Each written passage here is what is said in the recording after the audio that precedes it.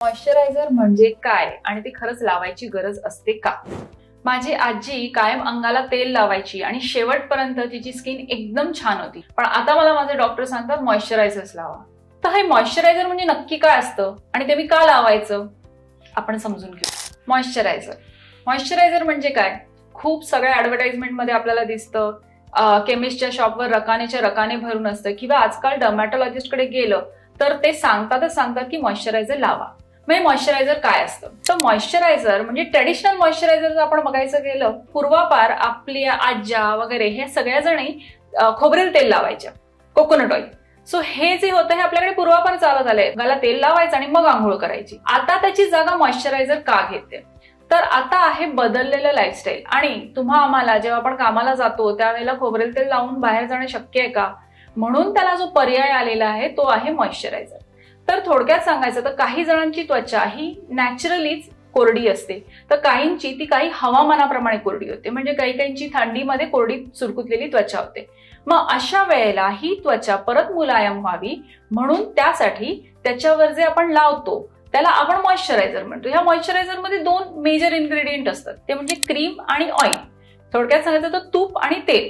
So आपलं traditional तूप आणि तेल जे असतं ते हेच काम करतं, पण ते लावून आपण बाहेर नाही जाऊ शकत ना, किंवा ते जर नॅचरली लावायचं झालं तर हे खूप कॉस्टली पण होऊ शकतं.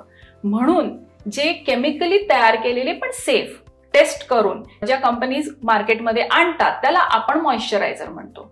मग हे वरतून लावल्याने काय फायदा होतो? मी तर भरपूर पाणी पिते, मग तरी मॉइश्चरायझर का? माझी त्वचा तरी कोरडी का पडते? कारण याचे दोन भाग आहेत. तुम्ही पाणी पिता ते तुमच्या त्वचेपर्यंत पोहोचतं, पण ते त्वचेला धरून ठेवता येतं का? ते सगळ्यात महत्वाचं असतं. जेव्हा मी बाहेरून मॉइश्चरायझर देते तेव्हा ते डायरेक्ट त्वचेमध्ये जातं, त्यामुळे त्याचा इफेक्ट हा जास्त वेळ राहतो. म्हणजे नॉर्मली 50 पर्यंत आपण जेव्हा पोहोचतो तोपर्यंत आपल्या त्वचेची पाणी धरून ठेवायची जी क्षमता असते ही 50% गेलेली असते. मग त्यानंतर फक्त 50%च पाणी धरलं किंवा त्याची आर्द्रता किंवा त्याचं जे मॉइश्चर धरलं त्वचेने तर आपलं काम होऊ शकतं का? तर नाही, कारण ती त्वचा कोरडी होत जाणार आहे. तसंच आपलं बदलतं जे लाईफस्टाईल आहे त्याच्यामुळे आपण भरपूर सगळे डिसीजेस हे आपण आजकाल बघतो, जसं डायबिटीज आहे, थायरॉइड आहे, हायपरटेन्शन आहे, या सगळ्यामध्ये सुद्धा त्वचा कोरडी पडते. तसंच वाढलेला ताणतणाव, थोडक्यात म्हणायचं तर स्ट्रेस, ह्या स्ट्रेसमुळे खूप सारे स्किन डिसीजेस आहेत जे खूप कॉमन होत चालले. मग अशा वेळेला जर तुमची त्वचा व्यवस्थित मॉइश्चराईज असेल तर हे स्किन डिसीजेस यांचं प्रमाण कमी होतं. कदाचित ते पूर्णपणे बरे नाही होणार, पण त्यांचं प्रमाण, वारंवार येण्याचं प्रमाण हे कमी होत जातं.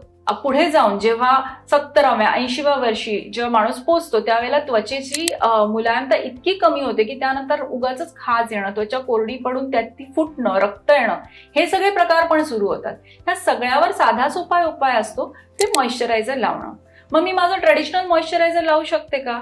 तर काही काळानंतर, म्हणजे जसं मी सांगितलं 50 नंतर त्वचेची मॉइश्चर धरून ठेवायची क्षमता कमी झाली आहे, अशा वेळेला तुम्हाला त्याच्यावर तूप लावावं लागेल. जर तूप लावणं शक्य असेल उत्तम. फक्त तेलाने ते मॉइश्चर मिळू शकत नाही. तेल हे मॉइश्चरला पकडून ठेवू शकतं, पण ते स्किनमध्ये आत जाऊन मॉइश्चर देऊ शकत नाही. मग अशा वेळेला साधा सोपा उपाय असतो ते म्हणजे ही मॉइश्चरायझर्स लावणं. ही मॉइश्चरायझर्स काही वेळेला लहान बाळांना सुद्धा लागतात, कारण लहान बाळांची त्वचा सुद्धा कोरडी असू शकते, म्हणून तर आपण त्यांना तेलाने आंघोळ घालतो. सो अशा वेळेला जेव्हा तुमचे डर्मॅटॉलॉजिस्ट किंवा तुमचे डॉक्टर जेव्हा तुम्हाला सांगतायत त्यावेळेला त्यांनी दिलेलं मॉइश्चरायझर हे तुमच्या त्वचेच्या हिशोबाने असतं आणि त्यामुळे ते लावणं गरजेचं असतं.